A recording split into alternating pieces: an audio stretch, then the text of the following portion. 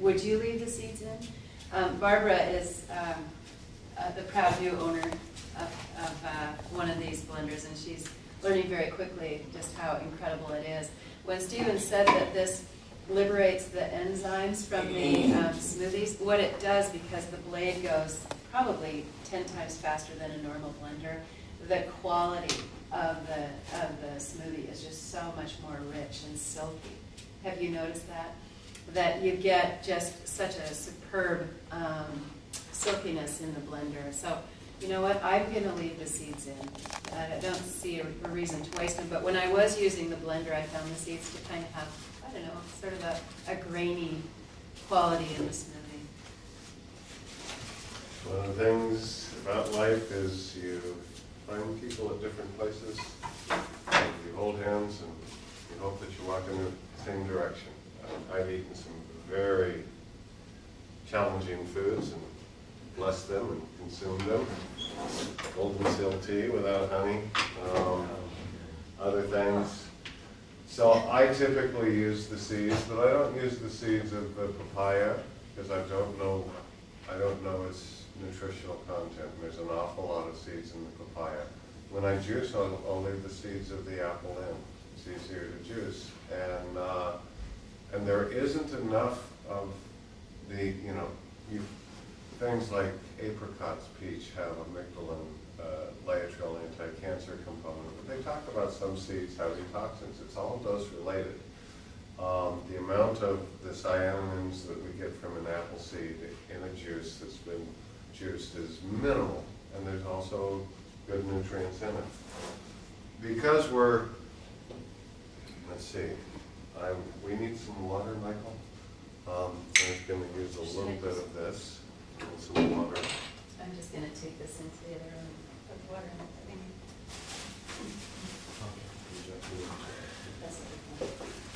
And we're using a good amount of cilantro, which some people have called Italian parsley over the years. I think there's a slight change in the vernacular now, but cilantro is a very therapeutic green, which you are most familiar with it with salsas and Mexican restaurants.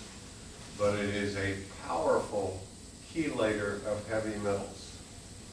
So it'll help to grab mercury and aluminum and lead in its nutrients. Some of the nutrients serve us by helping us build, some of them serve us by being escorts to get stuff out. And then we're going to also add some chard. They call this rainbow chard because there's different colors of the stems. But got red chard and purple chard and yellow chards. Fairly nice green. Do you think this is enough liquid for what we're doing?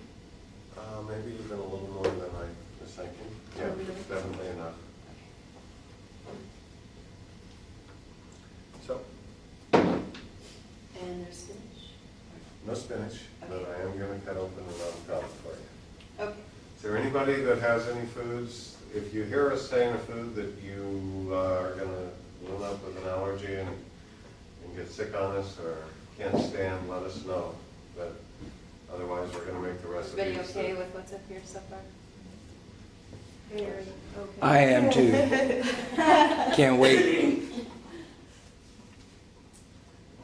The disadvantage of shopping the day before. I knew this had the potential of being brown, but the rest of the avocados weren't green enough to get. So I'm not going to use the brown It's the smoky chance part. you take. So the liquid base of this, we're putting in just as water. And there's a wonderful grain water that can be made just by soaking grains. Quinoa is our favorite. And because it's very quick, and quinoa can give you a quality grain water within 3 days. And that water is called Rejuvelac. And what happens is when you soak the grains liberate, wanting to begin germinating. And so they liberate enzymes and probiotics into the water. So as a practice for smoothies, it's often really highly advised to just keep a gallon of Rejuvelac going and use it. You can use it for the smoothies, you can use it for soup, you can use it for thinning just about anything that you're using. And 1 cup of quinoa will give you 3 gallons of Rejuvilac. Now, for one person, that would be too much. Actually, I find, Barbara, that in our family, I'm doing smaller batches of Rejuvilac because I don't use it as readily as I should. So a half a cup of quinoa and a half a gallon of liquid will keep an ongoing brew of Rejuvilac going for you. It's like kind of having a sourdough starter close by. It's something that you draw on really frequently when you have it. So, but today, of course, we're just going to use this. So, Stephen, you're okay with me just putting these in? Do you have a recommendation on how much here? About that much. And the black cherry, Stephen's probably already mentioned this, but it's really activating in the lower intestine, and it has the action of prune juice. It really helps, It has valve stimulation, but it is also an anti-gout.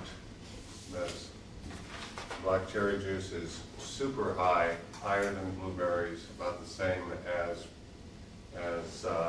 cranberries in the antioxidants. And so, should I just go at it this way? Go ahead. Okay. It gets loud for a second here, so you'll just go ahead and get the cucumbers worked over here.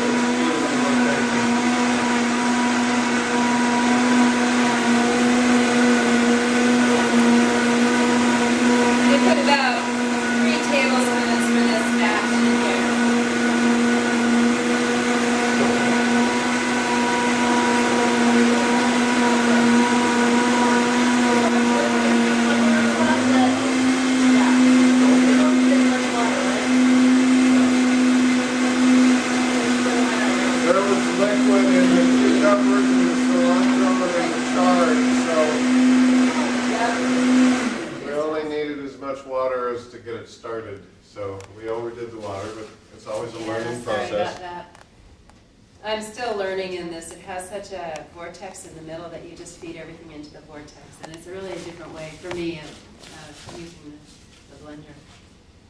And I didn't get the avocado in. After we get some poured off, No, we'll add that. I'm gonna pour some into here so you can just have one recipe for the other people and I'll drink this. Such self-sacrifice. Yeah. Okay, that's enough. Is that enough for you? That's enough. That's enough for you to fit the avocado and the rest of it in.